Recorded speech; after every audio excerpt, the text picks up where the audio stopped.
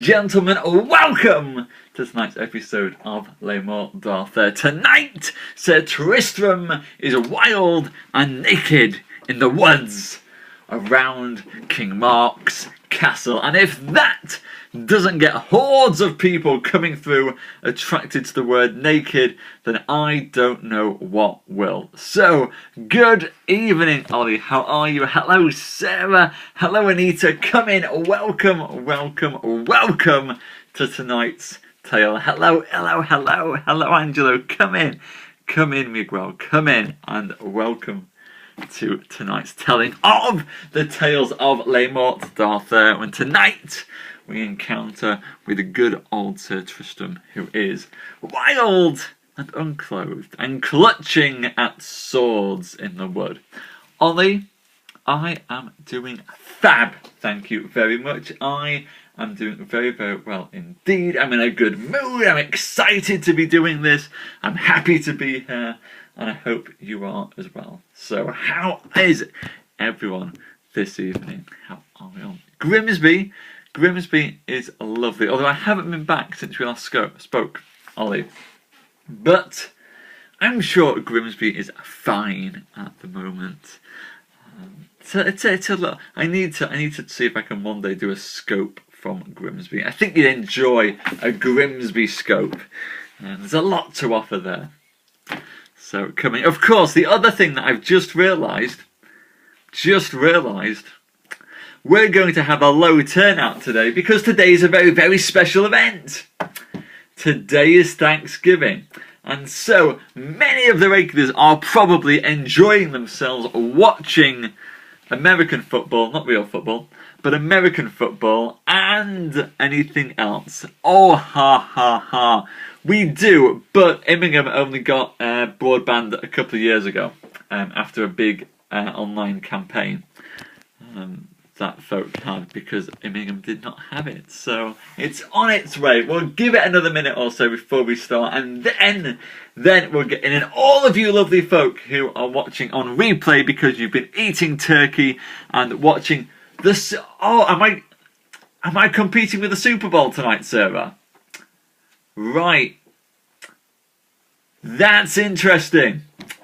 Well, we'll see how my viewing figures compare to the Super Bowl. I have full frontal nudity in this episode. Super Bowl isn't going to be able to beat that, but food might. Food might be able to beat that, yeah. All right, Sarah. But what are you doing watching, Sarah? Are you not off celebrating Thanksgiving today? Oh, no Super Bowl. There's no Super Bowl, is it? Well, I don't know enough about Thanksgiving. My intern is American. We discussed Thanksgiving today. We said what I was thankful for. I was thankful for a man named Chris who helped me out of a hole yesterday. And not yesterday, the day before. Well, there we go. Sarah's family doesn't celebrate Thanksgiving. That explains a lot. So, you're here to celebrate with us instead. Or football. Well, I don't go for sports either. Apart from tennis. I rarely get into tennis. Tennis I can get excited by. Hello Queen, hello Lizzie, hello Michael. Come in. Welcome. There are saucy woodcuts in the mix tonight. So happy Thursday. So yes, happy Thursday. Happy Thursday, Queen. Over there. I hope you enjoyed that. Hello. We will get into tonight's tale that I'm very, very excited about. Hello, Transilva. Come in. Come in, Transilva. And before I forget, I actually get excited, Ollie. I have big issues with Andy Murray because he is such a miserable little man. Like, be excited. Cheer up, man. Cheer up and enjoy the moment. I've seen Andy Murray play live. It was disappointing. Watching Andy Murray play tennis is the equivalent of watching somebody who's very grumpy and miserable and doesn't want to be there playing tennis. On the other hand, I like my big gestures. I want I want happiness. I want people to enjoy the moment. I like Roger Federer. Roger's always in a good mood. Apart from one time. But Roger's the man. Roger's always happy. Anyway, before we get into tonight's tale, ladies and gentlemen, I've taken the button off. Although, don't look at it on a mobile device because I need to just fix its mobile settings tonight. But I'm prepared. Look how prepared I am. Look at how high-tech this is. SimonTellsTales.com is live! It's live, guys! It's up, it's working, it's there! After about a week of solid work, thank you, Chris. Very, very kind of you. Simon Tells Tales is up, it's running, we have got shows on there. Yes way, Queen! Yes way! We got there. Needs a bit of fixing for mobile phones, so I'll fix it for mobile phones tonight. But it's there. What I'll be doing in the future is as soon as we're done with the show, I'll pop the shows up on there. You can read that. And for those of you who are wondering what my 5 favourite epic poems are, hey, there we go. 5 favourite epic poems are already up there on the website. So, ta-da! I am true to my word. It only took me 2 months to put them up there. So, that's probably about average for me turning around emails these days. I am not the best one for doing it. Anyway, let's get into tonight's tale, ladies and gents, and join with that noble knight Sir Tristram, my favourite knight Sir Tristram, who is wild and naked and out of his mind, running through a Cornish wood with a sword. So, for those of you like Chris who are new to all of this, and hello David, come in. For those of you who are new, we are telling the tale of Sir Tristram, the second greatest knight in all of the world after Sir Lancelot himself. Sir Tristram is in love with Queen Isolde of Cornwall, even though she is married to King Mark, and she is in love with Sir Tristram as well, much to the jealous anger of her husband, King Mark. In fact, when Sir Tristram was caught naked in the bed with the Queen Isolde, he was cast out of Cornwall and he fled to Brittany. But his passion for Queen Isolde burned strong. Queen Isolde's passion for Tristram burned, and she wrote to him asking him to come to Cornwall in secret to meet with her. Tristram, with clothes on this time, went to King Mark's castle, and there he did meet with Queen Isolde, and there he took his clothes off once again, the saucy devil that he is. He was there for about a week, but one of his friends, the knight Sir Kedius, not realising that Tristram was secretly having it off with Queen Isolde, wrote to Queen Isolde telling her of his own love. Queen Isolde, being too kind a lady to just send back a churlish response, responded kindly, though not too warmly to him, thanking him for his comments, but not warming to his advances. Oh, but those who are madly in love struggle to believe such things. When Sir Tristram found one of Sir Kedius' letters of love and saw that it had been replied to by his own love, Queen Isolde, then he went crazy with jealous rage, threw Sir Kedius from the window of the tower, Sir Kedius landing on his feet and scarpering away, and then called out Queen Isolde, calling her a traitor, and then fleeing from the castle of King Mark, and finding himself going mad in the forest nearby, stripping himself naked, fed by shepherds. And it was in this wood, where he was being fed by shepherds, that one of King Arthur's knights, Sir Dagonet, came through with his own squires, and Sir Dagonet and his squires started to beat the shepherds who were in that wood, and Sir Tristram, even though he was crazy, even though he was out of his mind, even though he was unclothed, was still more than a match to come across that knight and those men to wrench Sir Dagonet down from his horse and into the mud, to pull a sword from one of his squires, to lop off that man's head, and send another man racing off into the forest. So that word has now spread to King Mark that a madman is loose with a sword in his forests. King Mark believes that this madman is Sir Matto de Brun, who went crazy with love. Little does he know that it is, in fact, his rival in love for his own wife, Sir Tristram, and Tristram's friends, amongst them Sir Palomides and Sir Cedius, are now desperately trying to restore Tristram's mind. Ladies and gents, let's get into tonight's show.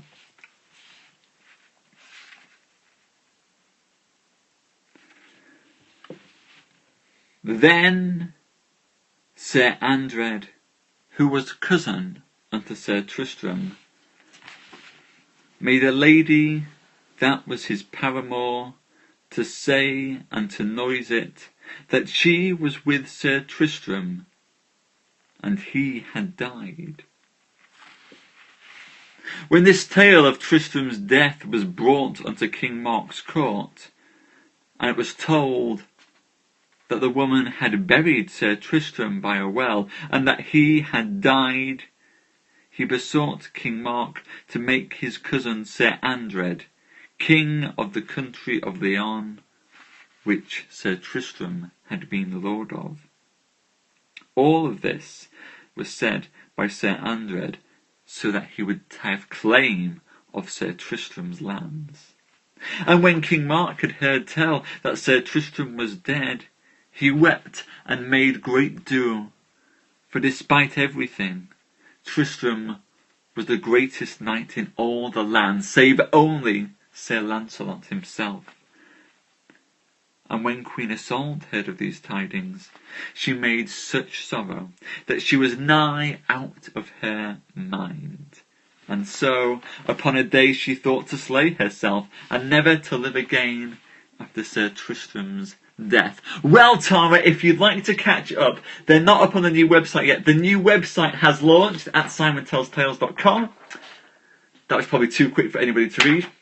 The new website has launched at SimonTellsTales.com, and over the next few days I will put up every single episode of Sir Tristram and Lady Isolde. So if you've missed any of them, you can catch up.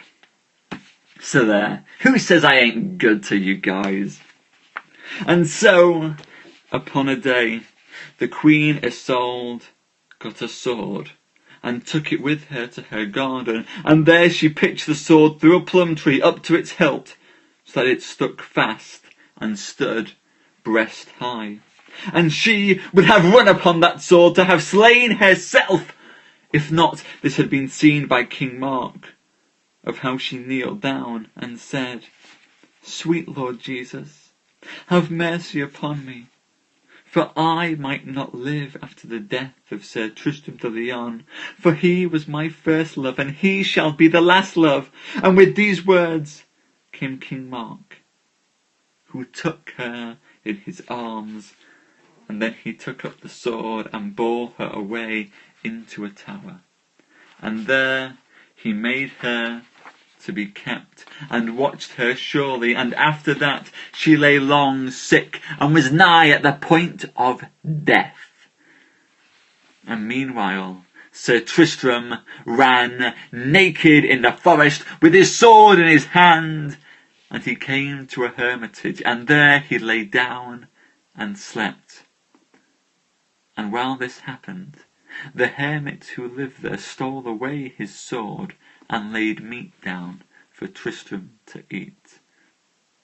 Thus was Tristram kept there for 10 whole days, and at the last he departed and came to the herdman again, And there was a giant in that country who was called Tauleas.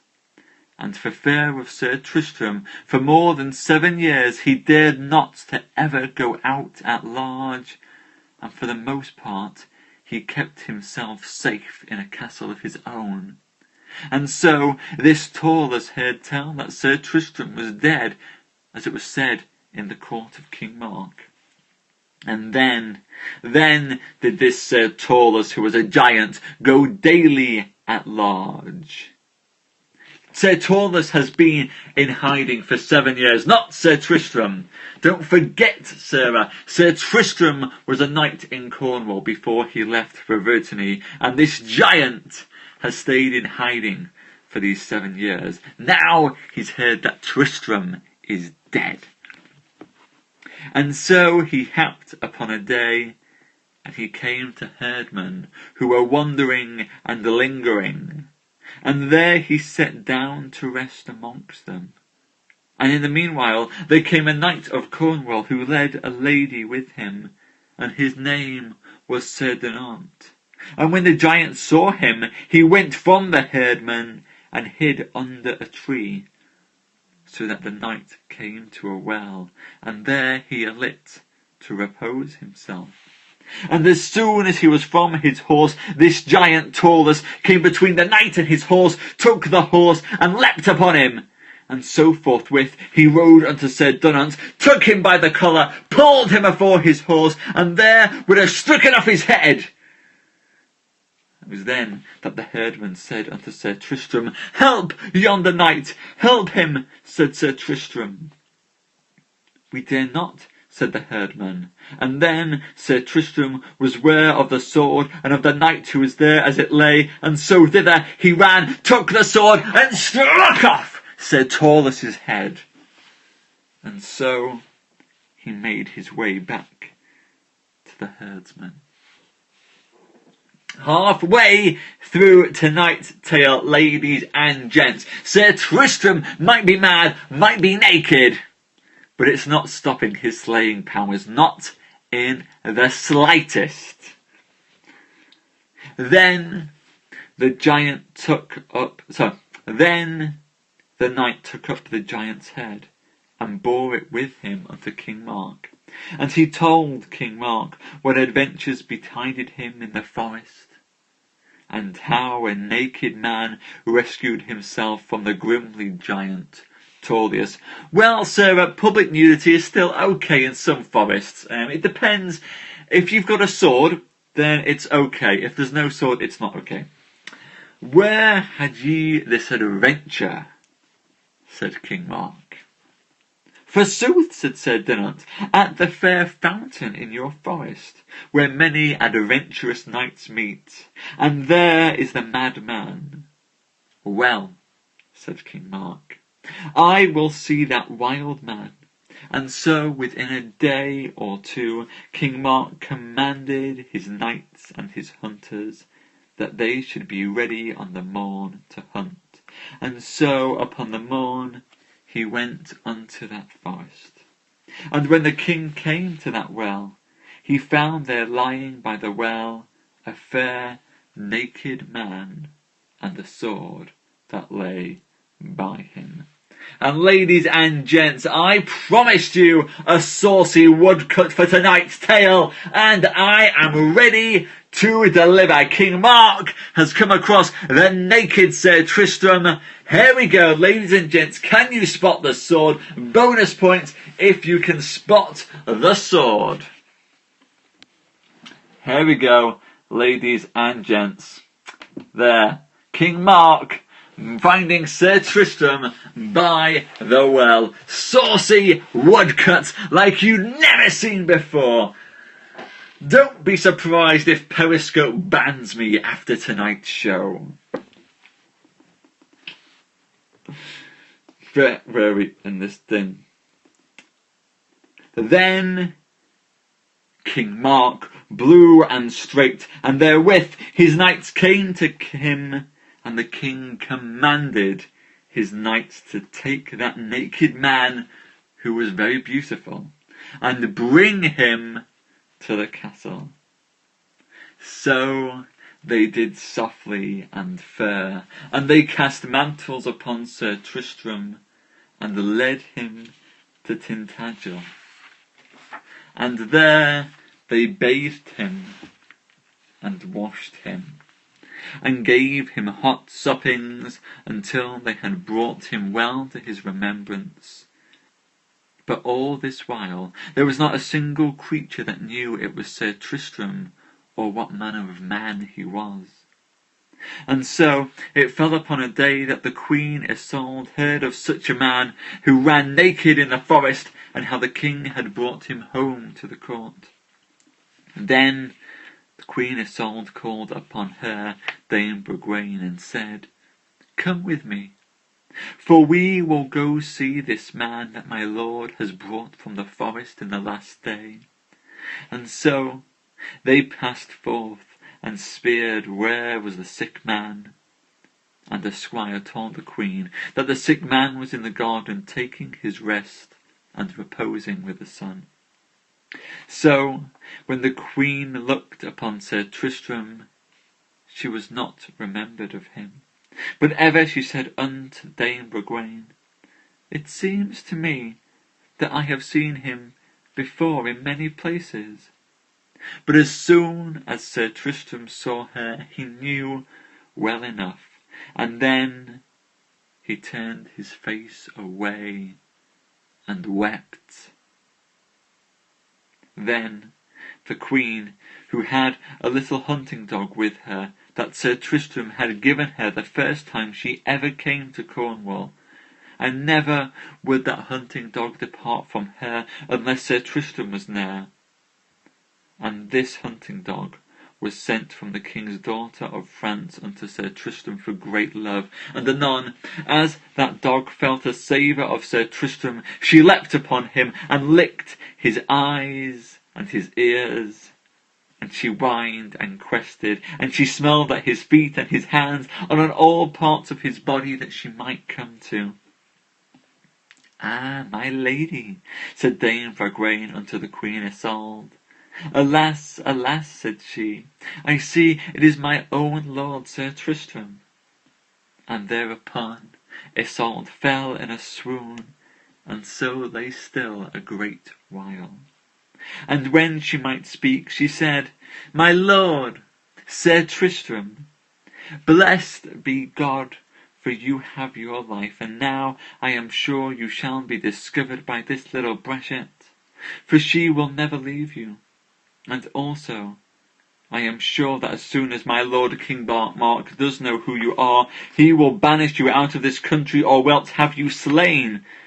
For God's sake, my own lord, grant King Mark his will, and then draw yourself unto the court of King Arthur, for there you are beloved, and ever when I may, I shall send unto you. And when you know that you might come to me, and at all times early and late, I will be at your commandment to live as poor a life as ever did a queen or lady." "O madam," said Sir Tristram, "go from me, for mickle anger and danger have I escaped for your love." And there, ladies and gents, we end tonight's tale. Sir Tristram, finally with his clothes back on, finally revealed to the Queen Isolde. Queen Isolde realising who he was, but perhaps Sir Tristram has been so wounded in love that he can never love Isolde again. What do we think, ladies and gents? I think that perhaps there might be a chance for love after all. Love will prevail, or will it? Who knows? Thank you, Chris. Thank you. I'm glad that you liked that. And hello, Candyman. Hello. Thank you. Thank you, Queen. Yes, he's a marvellously complicated man. Indeed. Thank you, Taz. Thank you very much for coming. Thank you, Sarah. Thank you, Jay and Tara. Thank you, all of you. It was wonderful to see you tonight. So happy Thanksgiving if you're celebrating it. Happy Thursday if you're not. Still to come tonight, though. Still to come.